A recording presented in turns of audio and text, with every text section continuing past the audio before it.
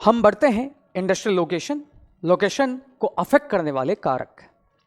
इससे पहले कि हम डिफरेंट इंडस्ट्रीज पढ़ें, हमें इन जनरल पता होना चाहिए कि कोई भी इंडस्ट्री अगर सेटअप हो रही है तो उस सेटिंग के लिए कौन कौन से फैक्टर्स रिस्पॉन्सिबल होंगे और वो किस वे में रिस्पॉन्सिबल होंगे। इंडस्ट्रियल लोकेशन की बात करें तो सबसे पहला इंपॉर्टेंट फैक्टर जो अति आवश्यक है वह है अवेलेबिलिटी ऑफ रॉ मटेरियल, कच्चा माल और उसकी उपलब्धता। कच्चा माल सिग्निफिकेंटली इंडस्ट्री की लोकेशन को अफेक्ट करता है। अब यहां पर आपका कच्चा माल और जो आपका पूर्ण माल है, फिनिश्ड प्रोडक्ट है, इन दोनों में रिलेशन क्या है, यह डिटरमिन करता है कि इंडस्ट्री मार्केट के पास स्थित होगी, कि इंडस्ट्री जहां पर रॉ मटेरियल मिल रहा है वहां स्थित होगी या इन बिटवीन स्थित होगी। यदि एक ही रॉ मटेरियल है, अगर एक से अधिक रॉ मटेरियल हो जाए तो यह एक ट्रायंगल के तौर पर कहां पर स्थित होगी, अगर एक से अधिक हो जाए तो कहां पर स्थित होगी। तो रॉ मटेरियल जो है सिग्निफिकेंटली किसी भी इंडस्ट्री के लिए एक महत्वपूर्ण रोल अदा करता है। अब यहां पर इन दोनों के बीच में रिलेशन क्या है, यह हम नेक्स्ट लेक्चर में जब हम डिफरेंट थ्योरीज पढ़ेंगे, ऑल्दो वो थ्योरीज यूपीएससी हमें जीएस में नहीं पूछेगा, बट उनका अंडरस्टैंडिंग जो है जब हम आंसर लिखेंगे तो वैल्यू एनरिचमेंट के कंटेक्स्ट में वह काम आएगा। अगर रॉ मटेरियल के कंटेक्स्ट में मैं अगर एग्जांपल दूं कि आपकी जो पेट्रोलियम रिफाइनरीज है वह कहां पर है, मोस्टली वहां पर जो आपका तेल मिलता है, ऑल्दो इंटीरियर में भी है बट उसके लिए फिर अदर फैक्टर्स हैं। अगर कच्चे माल के बारे में हम बात करें तो iron and steel industry mostly कहां है, जहां पर आपका रॉ आयरन मिलता है जो कि आपका है छोटा नागपुर प्लेटियो। तो इस कंटेक्स्ट में यह रॉ मटेरियल जो है इंडस्ट्री की लोकेशन को अफेक्ट करता है। अब यह रॉ मटेरियल कितना आपको चाहिए और कितना आपको फिनिश्ड प्रोडक्ट है, इस कंटेक्स्ट में अगर टेक्नोलॉजिकल डेवलपमेंट होता है तो इस रॉ मटेरियल में आपके एक से अधिक हैं, तो वहां पर जब एक से अधिक हैं तो टेक्नोलॉजिकल डेवलपमेंट के आधार पर इंडस्ट्री जो पहले let's say R1 raw material प्रति हो सकता है वे कि वह R2 जो दूसरा मटेरियल है उसके पास स्थित हो। यह हम देखेंगे जब हम आयरन स्टील इंडस्ट्री पढ़ेंगे, जहां पर जिस तरह टेक्नोलॉजी डेवलप हुई है स्टील बनाने की और कैसे इंडस्ट्री शिफ्ट हुई है, वहां पर ही हमें बेटर वे में और समझ में आएगा। नेक्स्ट फैक्टर जो इंडस्ट्रियल लोकेशन को डिटरमिन करता है लैंड। लैंड एक आवश्यक तत्व है इंडस्ट्री के लोकेशन के लिए। अब यहां पर land in context to industry की स्थापना या land in context to physical setting और क्लाइमेट के कंटेक्स्ट में भी हो सकती है। जैसे अर्बन एरिया में जिस तरह लैंड का प्राइसेस बढ़ रहा है, तो जो अर्बन एरिया का कोर है, जो डाउनटाउन है, जो आपका सेंट्रल बिजनेस डिस्ट्रिक्ट है, वहां पर इंडस्ट्री नहीं होगी बिकॉज लैंड प्राइसेस बढ़ रही है। तो इंडस्ट्री वहां से आउटर एरिया की तरफ शिफ्ट होगी जहां पर लैंड की प्राइसेस क्या है, चीप है। या इस लैंड के कंटेक्स्ट में हम गवर्नमेंट पॉलिसी को भी कनेक्ट कर सकते हैं, जहां डेलिबरेटली गवर्नमेंट इंडस्ट्री के लिए लैंड अलोकेट कर रही है और वह गवर्नमेंट पॉलिसी और लैंड एक साथ मिलकर इंडस्ट्रियल लोकेशन को डिटरमिन कर रहे हैं। फॉर एग्जांपल जैसे राजस्थान में रिको है, रिको के द्वारा इंडस्ट्रियल हब्स बनाए जा रहे हैं और वहां पर वह चीप वे में लैंड उपलब्ध करवा रही, तो इंडस्ट्री हो सकता है उस लैंड की तरफ शिफ्ट करे इस कंटेक्स्ट में। नेक्स्ट वाटर, इंडस्ट्री के लिए वाटर, और कुछ इंडस्ट्री हो सकती है आपकी वाटर इंटेंसिव हो, जैसे जूट इंडस्ट्री के लिए आपको रेटिंग जो प्रोसेस होता है उसके लिए बहता हुआ पानी चाहिए। तो मोस्टली जूट इंडस्ट्री जो रिवर एरियाज हैं, बहता हुआ जो पानी है वहां पर स्थित है। नेक्स्ट हम बात करें लेबर। लेबर एक इंपॉर्टेंट डिटरमिनेंट फैक्टर है जो आपकी कोस्ट को शूट करा सकता है। तो यहां पर इंडिया की हम विभिन्न लॉक्स इंडस्ट्री देखें या इटली में कार मैन्युफैक्चरिंग देखें, जहां इटली में रॉ मटेरियल जो है समाप्त होने के बावजूद वह लीडिंग कार मैन्युफैक्चरर है, उसका कारण है लेबर, श्रमिक। लेबर के कंटेक्स्ट में अगर देखें, नोएडा, गुड़गांव, पुणे, बेंगलोर, ये आईटी इंडस्ट्री के हब हैं because of the skilled labour. ऐसे ही अगर हम फार्मास्यूटिकल इंडस्ट्री की बात करें, बड़ौदा, अहमदाबाद, तो वहां पर फार्मास्यूटिकल जो है कॉमर्स फार्मास्यूटिकल कॉलेजेस हैं, इस कारण वहां पर आपकी मोस्टली जो है फार्मा इंडस्ट्री। नेक्स्ट हम बात करें एनर्जी की, जैसे एल्यूमिनियम है, एल्यूमिनियम के लिए एनर्जी इंटेंसिव इंडस्ट्री है, तो जहां पर पावर की उपलब्धता है, चाहे कोल से हो चाहे हाइड्रो से हो, तो वह इंडस्ट्री वहां शिफ्ट होगी।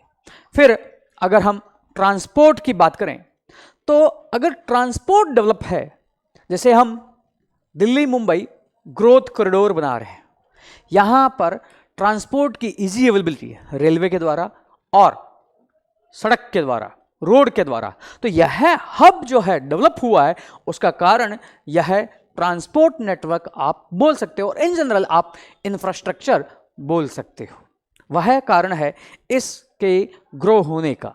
या अगर हम दिल्ली और ये पंजाब हरियाणा रीजन को देखें, ये आपका पूरा दिल्ली, पंजाब हरियाणा, और इसी कंटेक्स्ट में दिल्ली, मेरठ, सहारनपुर रीजन को देखें, तो यहां पर भी डेवलपमेंट का कारण आपका एक ट्रांसपोर्ट नेटवर्क ही है।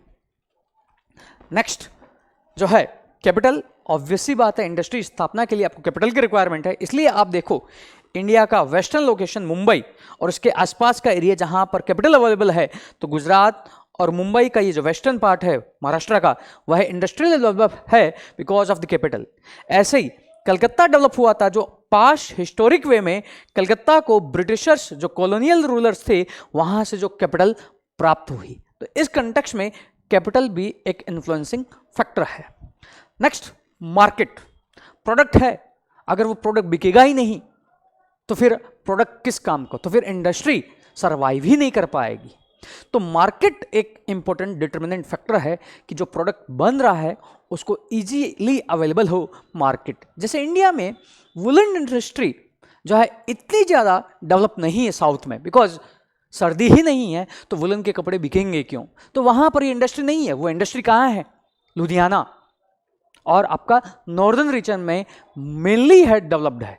तो इस कंटेक्स्ट में मार्केट, और मार्केट प्रोमिनेंट फैक्टर है। अब यहाँ पर इन फैक्टर्स में कौन सा इंपॉर्टेंट होगा, क्या होगा, तो वह जो है हम पढ़ेंगे थ्योरीज में, जिसमें हम प्रोमिनेंटली पढ़ेंगे वेबर की थ्योरी। ऑल्दो इन जनरल हमें वेबर नहीं पढ़ना है, बट आंसर के एनरिचमेंट के कंटेक्स्ट में काम आएगा। फिर हम देखते हैं और फैक्टर, तो उसमें है आपकी गवर्नमेंट पॉलिसीज, गवर्नमेंट पॉलिसीज। और इसी कंटेक्स्ट में जो मैंने मार्केट बोला है, पहले मार्केट और देख लेते हैं।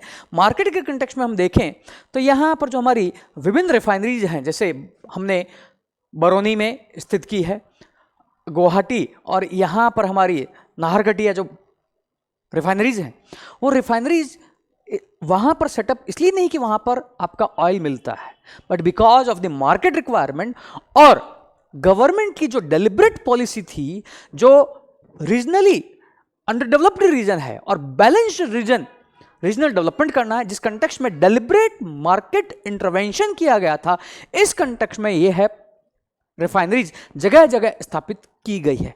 तो इस कंटेक्स्ट में गवर्नमेंट पॉलिसी भी एक डिटर्मिनेंट फैक्टर है मार्केट के साथ साथ। फॉर एग्जांपल सेज की संकल्पना, CZ कोस्टल इकोनॉमिक जेड की संकल्पना, ये सब क्या है, या सुप्रीम कोर्ट के आदेश के बाद विभिन्न जो पोल्यूटिंग इंडस्ट्री है उनको शिफ्ट करवाना, यह है क्या है, यह है लीगल पॉलिसी और प्रोग्राम बेस्ड नीतियां ही हैं जो इंडस्ट्रियल लोकेशन को डिटरमाइन कर रही है। For example attractive policy Himachal Pradesh की, इस कॉन्टेक्स्ट में बद्दी जो है एज ए फार्मास्यूटिकल हब विकसित हुआ है।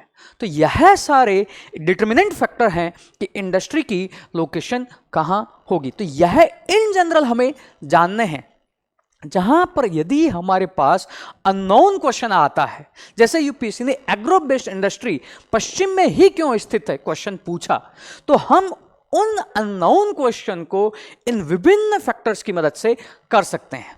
ये विभिन्न फैक्टर्स और क्लियरिफाई होंगे जब हम वन बाय वन एक एक इंडस्ट्रीज लेंगे। शुगर इंडस्ट्री लेंगे कि शुगर इंडस्ट्री कहाँ सेटअप है, शुगर इंडस्ट्री पास्ट में कहाँ थी, फ्यूचर में वो शिफ्ट कैसे हुई है और वो क्यों शिफ्ट हुई है, उसका कारण क्या है, या शुगर अगर थी पहले शुगर इंडस्ट्री अगर सहारनपुर, मेरठ, रुड़की इस रीजन में थी तो ट्रेडिशनल वो फैक्टर्स क्या थे जिसके कारण वो इंडस्ट्री सेटअप हो रही थी। तो अगर हमें वो कुछ इंडस्ट्रीज के फैक्टर मालूम है तो अननोन अगर क्वेश्चन किसी और इंडस्ट्री के बारे में पूछेगा, let's say lakh industry, lakh उद्योग, तो हमसे वो क्वेश्चंस हो जाएंगे। बिकॉज यूपीएससी का सिलेबस ऑल्दो लिमिटेड है बट वो अनलिमिटेड भी है। बट लिमिटेड सिलेबस के कंटेक्स्ट में हमें वो अनलिमिटेड सिलेबस करना आना चाहिए। और वही प्रीलिम्स की भी थिंकिंग है कि अगर हमें लिमिटेड कंटेंट पता है तो हम सोचकर उन अननोन क्वेश्चन को कैसे कर लें। जो द कोर का मेनली फोकस रहा है वो थॉट डेवलप करना। तो इस सीरीज से आपका कंटेंट ही डेवलप नहीं होगा, वह थॉट भी डेवलप होगा। और जब हम वो इंडस्ट्रीज करेंगे तो आपको वो पीडीएफ भी मिल जाएगा और वो आप द कोर आईएएस की ऐप से डाउनलोड कर सकते हैं। तो कल हम पढ़ेंगे वेबर की थ्योरी और वेबर क्या कहता है, इसे ज्योग्राफी के एज ए ऑप्शनल पर्सपेक्टिव से नहीं बट जीएस के पर्सपेक्टिव से, जहां पर हम पहले इन जनरल थ्योरीज क्या है, लीस्ट कॉस्ट और रेवेन्यू मैक्सिमाइजिंग थ्योरीज क्या है, प्लस बिहेवियरल थ्योरीज क्या है, और इसमें हम वेबर को पढ़ेंगे। ऑल्दो लॉश, हैटलर इत्यादि थ्योरीज हैं वो ज्योग्राफी ऑप्शनल में है, हमारे लिए नहीं है। और फिर हम देखेंगे वेबर के बाद हम एक एक करके इंडस्ट्रीज लेंगे, जिसमें पहले हम एग्रो बेस्ड इंडस्ट्रीज लेंगे और देखेंगे कि उनके लिए डिटर्मिनेंट फैक्टर क्या है, जिसमें हम इंडिया को इलोबरेट में करेंगे और वर्ल्ड की जो इंडस्ट्रीज हैं उनके भी एग्जाम्पल करेंगे, ताकि इंडियन के साथ साथ हमारा वर्ल्ड का जो है पार्ट वह भी कवर होता रहे। Thank you.